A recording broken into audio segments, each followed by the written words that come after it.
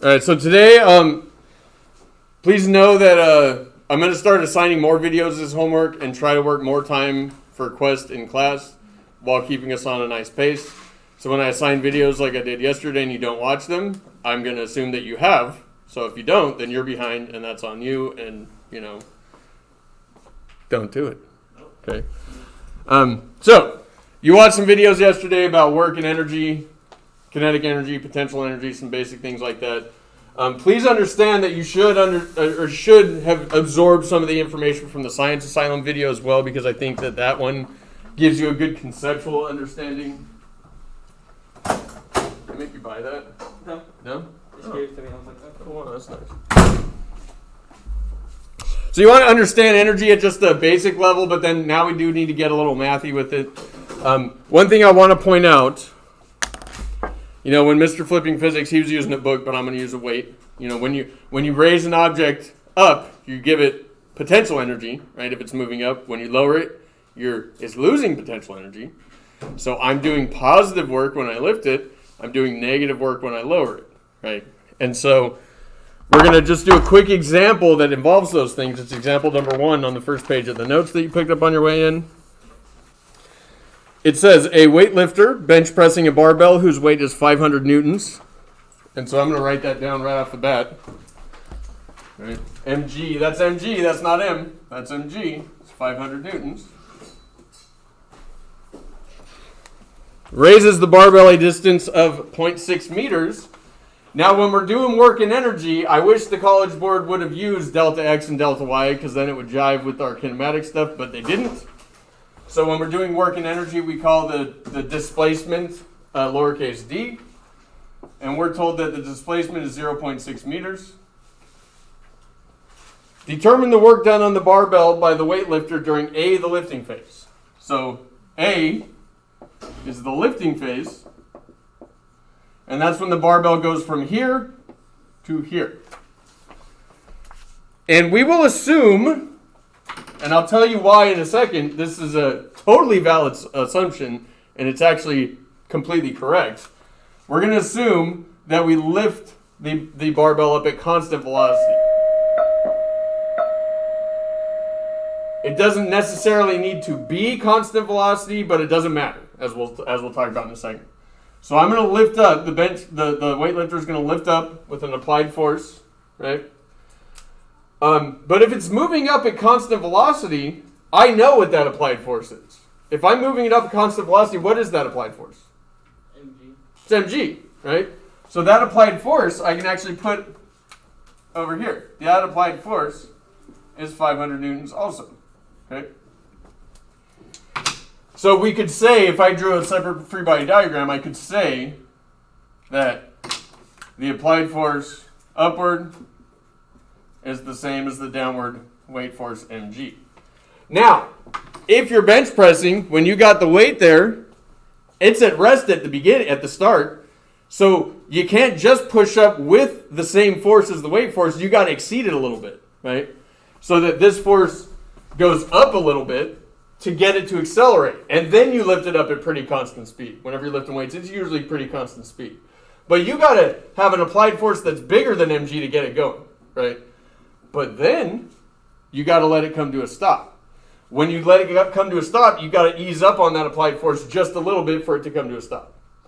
And so if you calculate the work done, the extra work done by the extra larger force used to get it going, and then combine that with the work that's being done as it's moving up when the forces are the same, and then combine that with the work that's being done by that smaller force as it comes to a stop, you can say exactly, it's actually exactly true, that total work is the same as the work that would be done if it was just going up at constant velocity the whole time. Okay? Because if it's not, as we'll see, if I exert sorry, I'm jumping ahead. If it's not, right, if this force is not the same as this force, then something else is at play and kinetic energy starts coming in. And so we're not going to, changes in kinetic energy start coming in. So that's just a little aside. Whenever you lift an object from rest and you move it up and it ends up at rest as well, again, you got to push up a little harder to get it moving, and then you got to relax a little bit to get it to stop. But we can rightly assume that force that you do throughout the entire motion, as long as it stops, and it starts from rest, the entire motion, we can just assume that the work done is being done by a force that's equal to the weight force. Okay, that is a totally valid assumption. It's totally fine to make. So in that case, part A becomes pretty easy. Let me erase this. We don't need this. Now we got upward force, and then it goes up a displacement D. And to calculate the work, we use the equation that's on your formula sheet right there. It says the work is F, 2 lines, as Kurt pointed out, times D. What does that really mean right there, just so you know? Because this is how it's written on the formula sheet. Again, the College Board is weird sometimes. Don't let them see this video, because I'm videoing this. This is how it's written on the formula sheet. It says delta E is equal to work, is equal to force, double line, D is equal to FD cosine theta. Okay.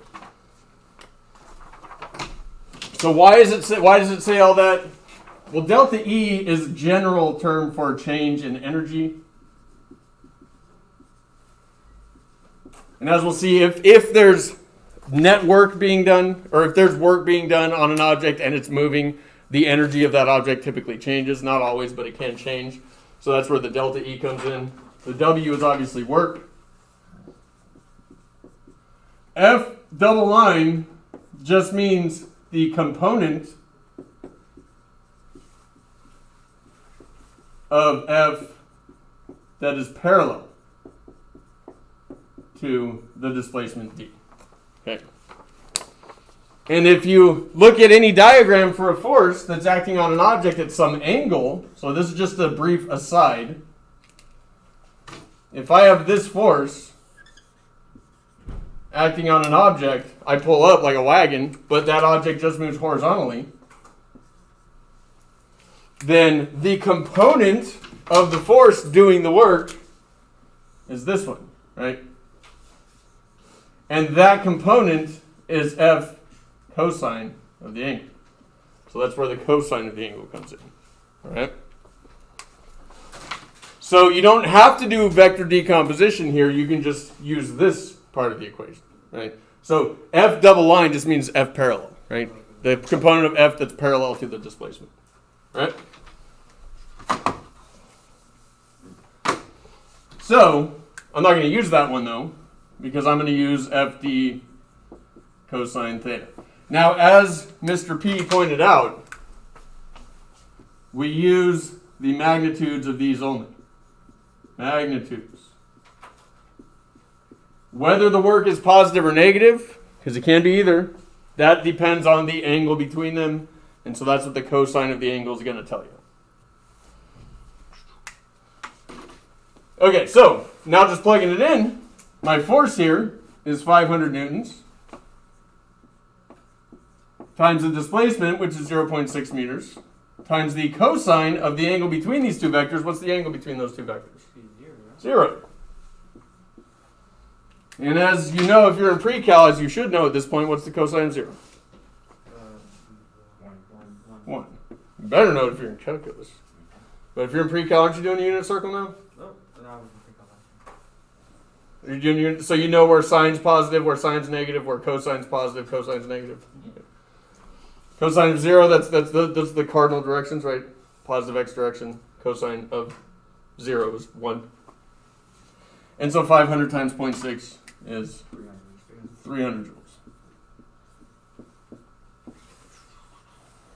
So that's part A. That's the lifting phase. Pretty basic, right? Pretty easy? All right, and then it says during the lowering phase. Typically when you lift weights, you got to lift up and then you got to let it back down so you can lift up again. Right, Kurt? Yes, I do. And so in the lowering phase,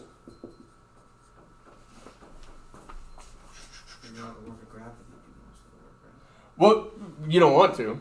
If you're looking for an effective workout, you don't want to just let gravity. But if gravity is the only force doing work, then it's accelerating towards you. But you need to be like the natural force, right? The normal force. Like You want to push up with the same force that gravity's pulling down, so you lower it at constant speed. No. Because if you put like half the force upward as gravity's pulling downward, then it's accelerating towards you. Yeah. You don't want to just let gravity do all the work. But there should be like you should be exerting less work. Just to get it starting to move down. Okay. And then you push up with the same force, and then you actually have to exceed that downward force to bring it to a So it stop. should be this. So just like we made that assumption, we can assume that it's the same force all the way up. We can do the same thing on the way down. So on the way down, we are still pushing up, right? We're still pushing up on the weight when it comes down. And again, for an effective workout, you want to do that. You don't want to let gravity do any of the work. You want to keep your muscles engaged as hard as possible for as long as possible. So upward applied force, but then a downward displacement D. You should know that. I know you bench press a million pounds. Definitely. That's why I know all this. Yeah. And so now we got same equation. Work is going to be force times displacement times the cosine of the angle. I should have emphasized here, we're talking about the work done by the person on the barbell, right? We're just looking at the barbell. And we don't need to know what the nature of the force is. We don't need to know who's lifting it, whether it's even a person lifting it. We just want to know that the barbell is moving in response to a force. We are just looking at the barbell, so we're only talking about the work being done on the barbell. Now, on the way down, it looks like this. And so we have a force that is equal to mg again, for the same reason it was before, times a distance, displacement, sorry, this is 500, times a displacement or distance of 0.6, times the cosine of what angle? 180. 180. And as we all know, everyone say it together, the cosine of 180 is? -1. Oh, nice. There's a lot of you. And so the work on its way down is negative 300 joules. Now, interestingly enough, the object ended up at the same location it started at, correct? We can agree on that? So the total change in its energy over this time interval is 0. 0. Because the total amount of work, the net work done, is you add up all the work together. Well, 300 joules minus 300 joules, that's 0 joules of work. So yes, the person doing the workout is doing work, but that's biological work in their body. We're just talking about the barbell. If we look at the barbell, go from table height up to here, and then back down, its total energy has not changed. Its total energy has not changed. Therefore, the net work done on it for the whole time is 0, right? Make sense? Okay. And then part C, it doesn't say C, but part C, determine the work done on the barbell by the weightlifter if the weightlifter carries the barbell 5 meters across the room at a constant speed at constant height. So now we got the barbell here. Now just like Mr. P did in the video, if I'm carrying this regulation size hockey puck at a constant speed horizontally, what direction am I exerting a force on it? Up, right? I'm pushing up on it. If I wasn't, it would be falling. If it's moving at constant speed, what's the net force in the horizontal direction? 0, right? Now to get it going, I need to, what force actually gets this guy going? Friction, yeah. But once it's moving at constant speed, there's no work being done on it, right? And then once it stops, then Friction will do work in the opposite direction, and so the net work will be 0, and so its energy won't change. Right, good. So I'm going to have an upward force, which we know is equal to mg, and then it's going to be displaced this way. And obviously that makes an angle of 90 degrees. So if I want to calculate the work done on the barbell in this situation, it's going to be the force, which we know is mg. I'll just call it the applied force. We know that's 500 newtons times the displacement times the cosine of the angle between them. My applied force is 500 newtons. The distance traveled, this one is 5 meters across the room, times the cosine of now 90 degrees. And as we all know, and if you don't know, that's fine. Your calculator knows. If you're in algebra 2, it's okay. Cosine of 90 is 0. And so the work done here is 0 joules. And I say this every year. Forces that are perpendicular to an object's displacement never do work. They never change the energy of the object. Okay? Show me an instance where that happens. and I'll give you $100. It doesn't happen.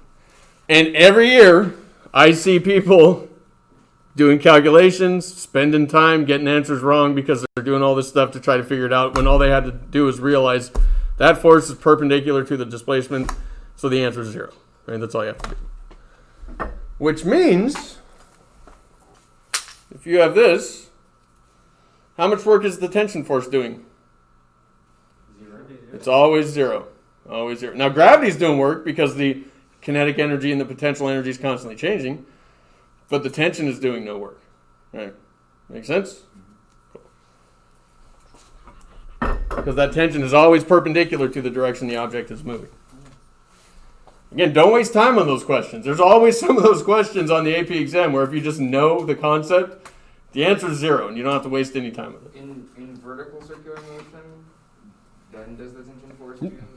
Well, no, because if there is a tension force, it will always be perpendicular. Yep. It has to be perpendicular. Because that's the nature of tension. If it's moving in a circle. Yeah. Really, when I'm doing this, I'm swinging it back and forth a little bit, so the tension's actually technically doing work there. But if I fix the rope here and drop the ball from over here, and it was a pendulum swinging back and forth, then the tension would never do any work. Gotcha. Okay.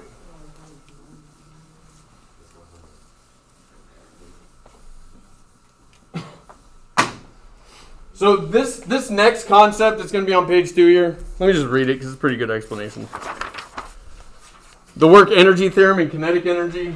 I like thinking of it as the work kinetic energy theorem. Technically, it's just called the work energy theorem, but kinetic energy theorem.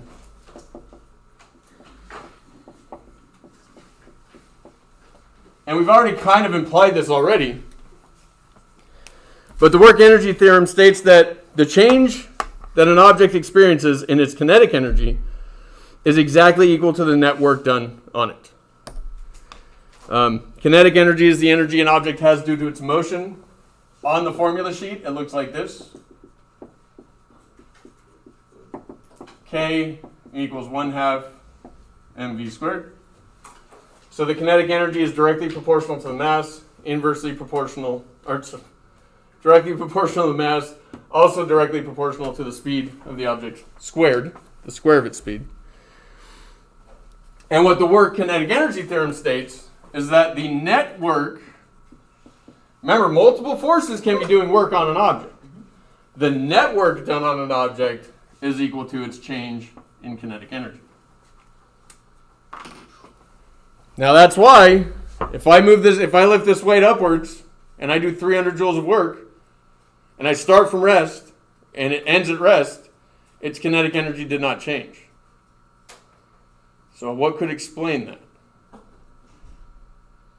If I do work, remember, net work is the work done by all of the forces acting, all added up together. So if I lift this mass up and do 300 joules of work, positive 300 joules of work, but its kinetic energy is 0 here, and it's 0 here, the kinetic energy did not change. If the kinetic energy did not change, delta K is 0, therefore the net work must be 0. So what's the explanation? If I do 300 joules of work, think about the video, Mr. P. If I lift that object up and I do 300 joules of work, I'm exerting an upward force. Am I the only force doing work? No. Gravity is doing work. Gravity and the applied force are the same. The object covers the same distance. So if I do 300 joules of work, how much work did gravity do? 300 joules of work. Negative 300 joules of work. So the net work is then 0. What if I exert a larger force than mg? Well, then it will keep going. Then it keeps going, and it comes out of my hand, right? That's literally what throwing an object up in the air is. You do more work on the object than gravity does. And if you can do that, then you can throw the object. But there's also like like even if you're doing like weights, right? Your hand would be stopping it too here. The top of your hand would be doing the work, right? That's if you push up real hard, you have to stop it from going. But usually you just have to let up on it, and it will stop because weights are pretty heavy. If you're doing like little small weights, if you just let go, it's not behind you. I wouldn't know what that's like. Yeah, because you do some big ones. Yeah. I'm just kidding. Okay, so does that make sense? So the work energy theorem states that if there is non-zero net work, then the object will have to end up moving. Okay. And think of the weight example. I feel like the weight example is really good. And then another good example is just take a chair, for instance. Oh, I got it. Hold on. I'm going to throw the chair. I'll throw the chair at Francisco. Oop.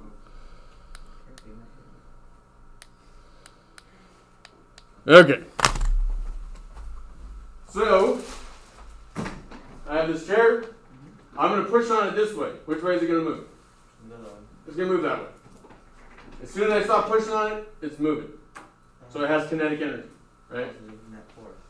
So I have a force in this direction, displacement in this direction. I do positive work. The work that I'm doing is overcoming the work being done by friction in the opposite direction. So it ends up with kinetic energy. But then it comes to a stop. It comes to a stop because after I let go, friction is the only force acting. And it's still moving this way. So now negative work is being done on the object. So delta K is now negative. Delta K, its final kinetic energy is 0. Delta K is negative. Also, I can look at it this way. If it's moving towards me and I stop it, I push it this way, but it's still moving towards me for a little bit. So force that way, displacement this way. I'm doing negative work. That angle is 180 degrees. I do negative work. And so the object loses kinetic energy. So let me show you mathematically what that looks like.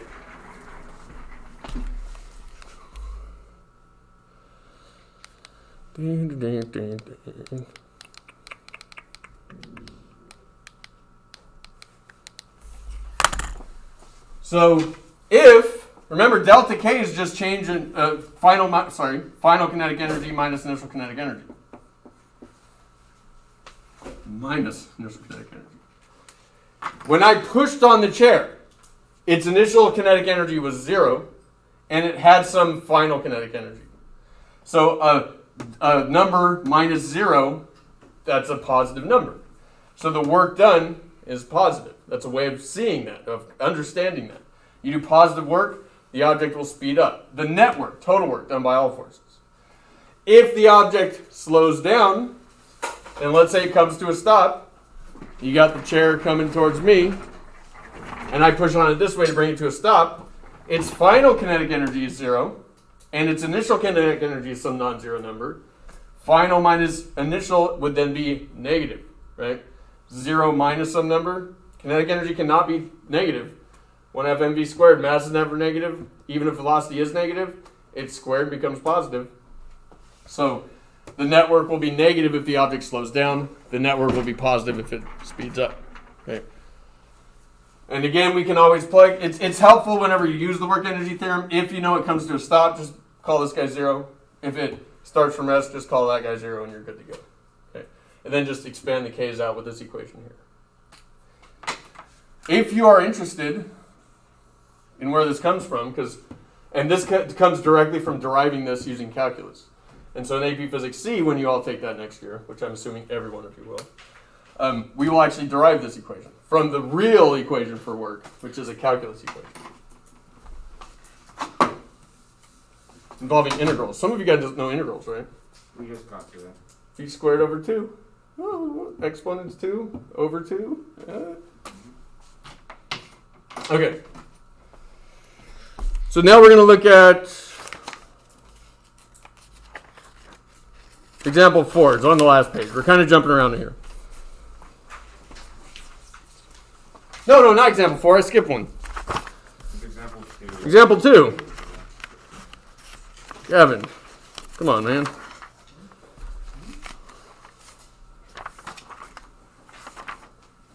Oh, there it is.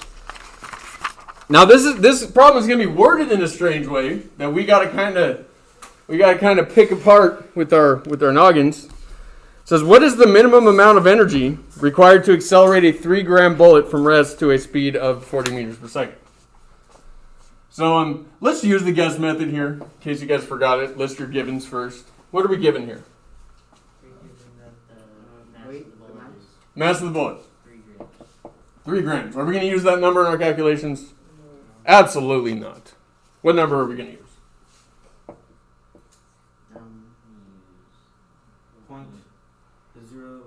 .003. There you go. Kilograms. You gotta move that decimal thrice. What else were we given? The final velocity. Final velocity. What's our final velocity? 40 meters a second. 40 meters per second. We're actually given one other thing. Minimum amount of Initial velocity. Oh, zero. Because it starts at rest. Good. So that's all we're given. What is our unknown? Acceleration. No. And Energy. energy. It's a minimum amount of energy. Minimum amount of work, right? Yeah. Understand this. Whenever you fire a bullet, there's more than... So you can... The force on a bullet, actually, that propels it out of a gun is actually pretty complicated because the energy is stored in the chemicals in the shell, and the hammer hits it, and it strikes it, and ignites it, and creates a little explosion, and that explosion provides a forward force that does work on the bullet to get it to move. The bullet has weight, right? But when the bullet's moving through the barrel, it's moving this way, the weight's down, it does no work, right? Modern guns have rifling in the barrels, and so the bullet actually interacts with the interior of the gun barrel, but all those forces are all going to be normal to the bullet, and they're all going to be pointing towards the center to make it spin. They're going to do spinning work, but we'll talk about that when we do angular stuff.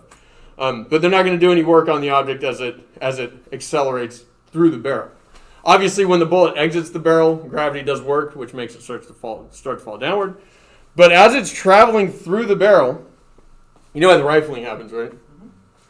See, in the Civil War, they didn't have rifling, and what happened to the bullets whenever they fired them? They never knew where they went, right? That's why you had to have. That's why the idiots lined up. Not the idiots, not the soldiers themselves, but the whole concept. Just lines of people lining up in front of each other. Everyone shoots, and they just hope that some of those bullets hit the other guys. They could do that and still maybe not die. Yeah, it's nuts. That is when rifling was invented. When they figured out, we can't do war like that anymore because everyone's gonna die. I mean, it was getting advanced. That's why the Civil War was so bad. Yeah. It was at the point where Technology advanced, but the tactics. that type of Yeah, it's very bad. It's very bad for human life. Anyway, the bottom line though, the only force that's going to be doing work on the bullet as it leaves the gun, at least primarily for our concerns, is going to be the force delivered by the explosion of the gunpowder, right? So we're going to have one force doing work. And so when it says what's the minimum energy, or really it's just what's the energy required, what that means is we just need to figure out the work being done, right? We need to figure out the work being done, the network being done, specifically. The network being done because, and that's just going to be the work done by the force that's propelling the bullet out. No other forces are going to be doing work. Which tells me, well, I got changing velocities, I got the mass, I'm looking for the network or the energy required to do it. I can just use the work energy theorem. Some students might read this problem if it's on an AP exam. Remember, on your AP exam, it's not going to say what unit the question comes from. Some students might see initial and final velocity and be thinking kinematics or Newton's laws. But the giveaway here is you only got two kinematic variables. If you only got two kinematic variables, it's impossible to figure out any of the other ones. You can't. If you know the initial and final velocity, you either need to know how much time it takes for that velocity to change to do any calculation. You got to know what the acceleration was, or you got to know the displacement over which those velocities changed. So you can't use kinematics to solve this problem. But we can realize that, the kinetic energy is changing, so we can use the work energy theorem, right? And so the equation we use then is just the work energy theorem that says that the net work is equal to the change in kinetic energy, or final minus initial kinetic energy. And again, make your life easier.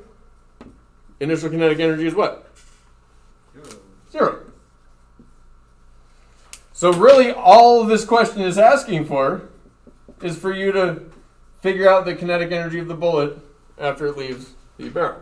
Just calculate 1/2 mv squared. So it's going to be 1/2 times the mass, 0.003, times the velocity, 40, squared. Don't forget to square that velocity. 0.5 times 0.003 times 40 squared. 2.4 joules.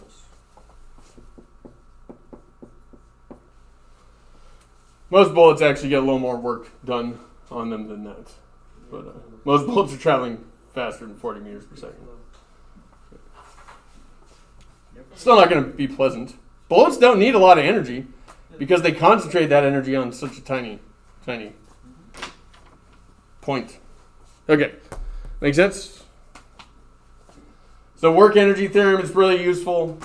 To try to do this problem, you could figure out the average force that's propelling the bullet and then use that force with Newton's second law to calculate the acceleration, and then use that acceleration and the displacement over the gun barrel with an initial velocity of 0 to figure out the final velocity, and then use that final velocity in this equation to figure out the energy, right?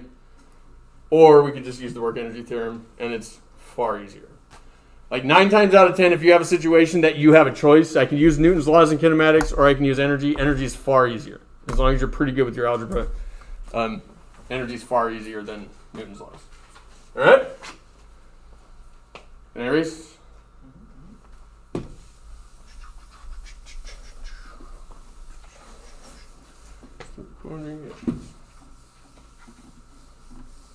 So let's now go to example 4.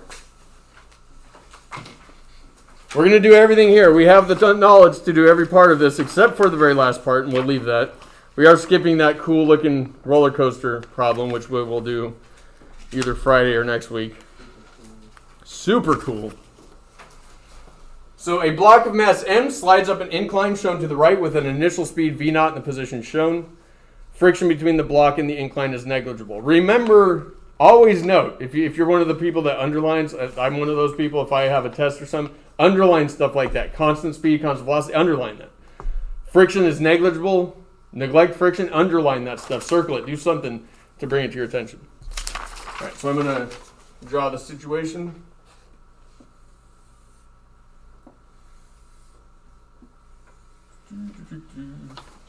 We got a block that starts at the bottom with an initial velocity v0.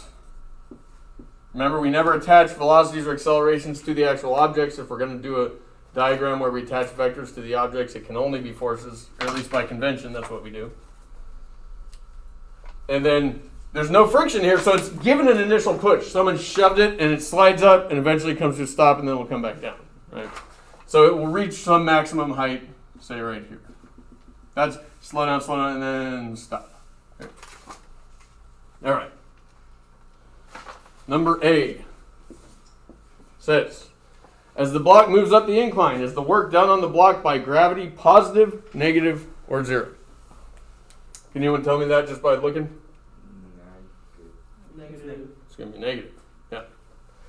There's a couple ways of looking at that. Okay. Let me erase the M. This is the gravitational force. The displacement will be up the ramp this way. If I take these vectors and line them up, or to find the angle between them, I get this going on, where my angle is this guy right here. And that theta right there is greater than 90 degrees. It's less than 180 degrees, but it's greater than 90 degrees. And let's say that. Let's say it's greater than 90 degrees, and it's less than 180 degrees. The work is the force, which is mg, times the displacement d, times the cosine of the angle. If the angle is less than 90 degrees, but greater than 180 degrees, is it positive? Is the cosine of the angle positive or negative? Negative. It's negative, right? That's quadrant 2 in your unit circle. Cosine, and even all the way up to 270 degrees, right? If this guy went all the way up to here, it'd be negative throughout that entire range, right? And so this right here is negative.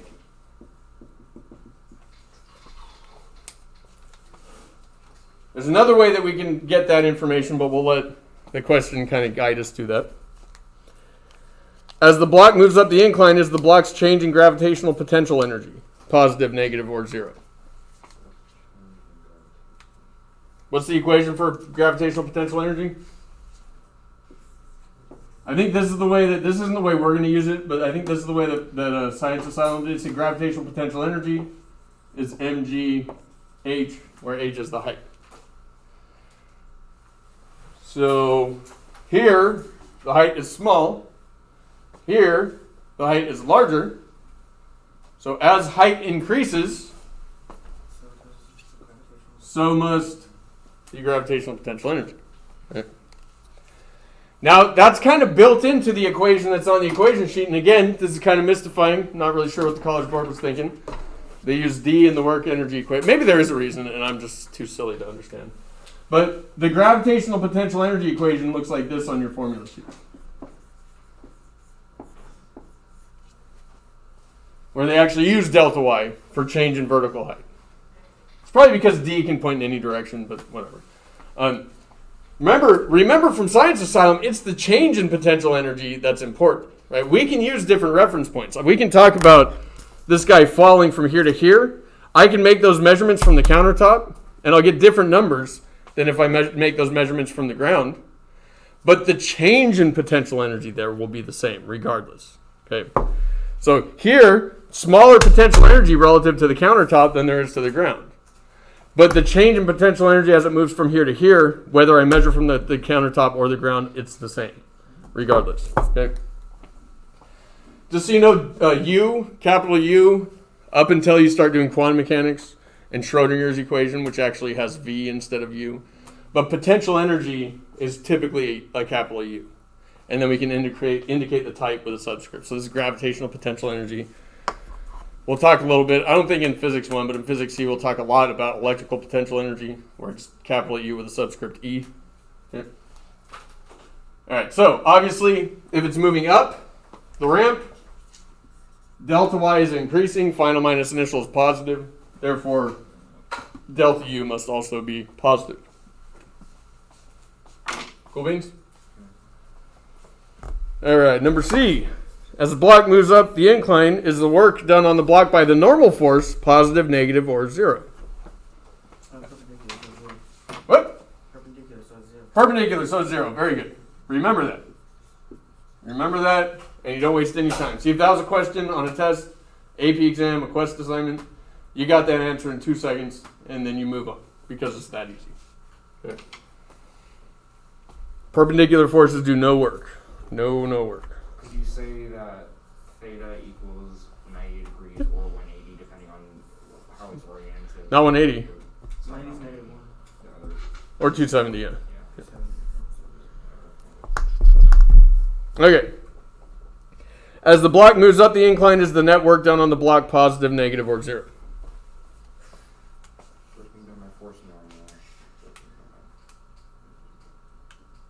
You don't need to worry about the vector directions in this one. You don't need to consider the vectors at all.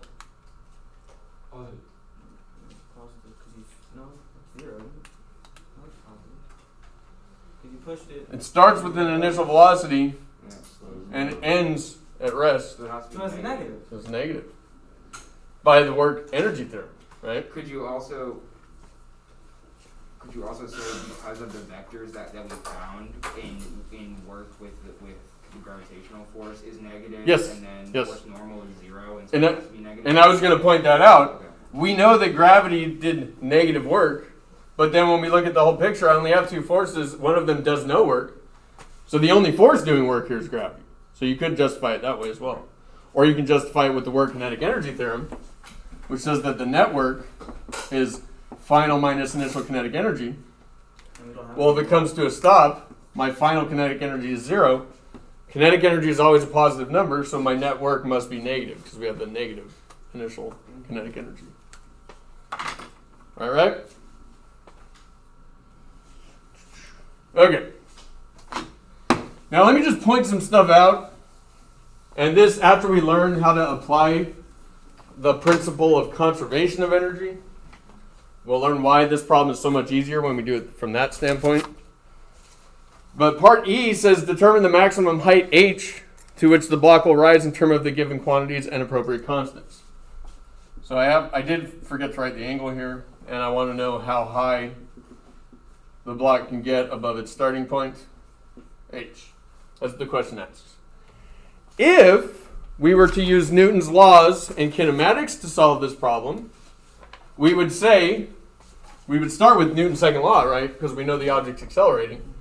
And I'm going to define up the ramp as the positive x direction because that's the direction it's moving. No friction here, which makes it a little easier. I would say that the net force in the x direction equals mass times the acceleration in the x direction. I would have to have noted that mg is not aligned with my coordinate axes, so I must, as we always do with ramps, decompose it. Huh? I said the same thing you did. And so this is going to be mg cosine theta. This is going to be mg sine theta. Because this angle is congruent to that one. And then I would have to, well, my net force in the x direction, I only have one. It's mg sine theta, right? That's the only force. And it is negative because it's pointing down the ramp, and I've defined up the ramp as positive. So the net force is negative mg sine theta. That's going to be the mass times the acceleration. Everyone brought mass to the party. Remember, that doesn't happen if there's friction. If there's friction, the friction term doesn't happen. Wait, yeah, it does. I don't know what I'm talking about sometimes. I need to get my editor to edit that out of the video. I don't have an editor, though. The acceleration then is negative g sine theta. All right, that's a kinematic variable because I need to figure out h. And so I should have said this at the beginning. If I figure out d and I know theta, then I can figure out h using SOHCAHTOA. Right? But I have the acceleration. I have the initial velocity, not the actual value, but I could have my answer in terms of that. I know my final velocity is 0. I can use that to figure out the distance d. But if I'm doing kinematics, I would call that displacement delta x. Right? I should have called that delta x. Sorry. Again, I blame that on Francisco. So I could use this in kinematic equation number 3, which states that final velocity squared equals initial velocity squared plus 2 times the acceleration times essentially delta x. It's x minus x naught. I could use this to calculate delta x. And then once I know delta x in this angle, I can just make that right triangle there and say the sine of the angle theta equals the opposite, which is the height, over the hypotenuse, which is delta x. And then the height would simply be delta x times the sine of the angle of elevation. And after I've solved this for delta x, I can plug that in here and then solve that for the height. At this point, you all should be able to do that. Right? That's something that you should, with your knowledge of physics, be able to do. As we will see, if we approach the same problem from an energy standpoint, it is quite a bit easier. Not easy. For some students it's easier, but it is much less cumbersome and involves much less steps. And here, notice we had to do Newton's laws, we had to do kinematics, and then we even had to invoke some SOHCAHTOA trigonometry. If we do this from an energy conservation standpoint, which we will, we'll come back to this problem and do the same thing with energy conservation once we learn that, then it's as long as you're pretty good with your algebra, it's real easy. It's real easy.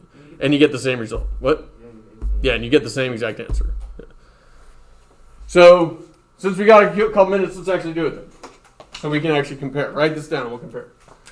So our final velocity is 0. Subtract v naught from both sides. Negative v naught squared equals 2a delta x. Divide both sides by 2 times the acceleration.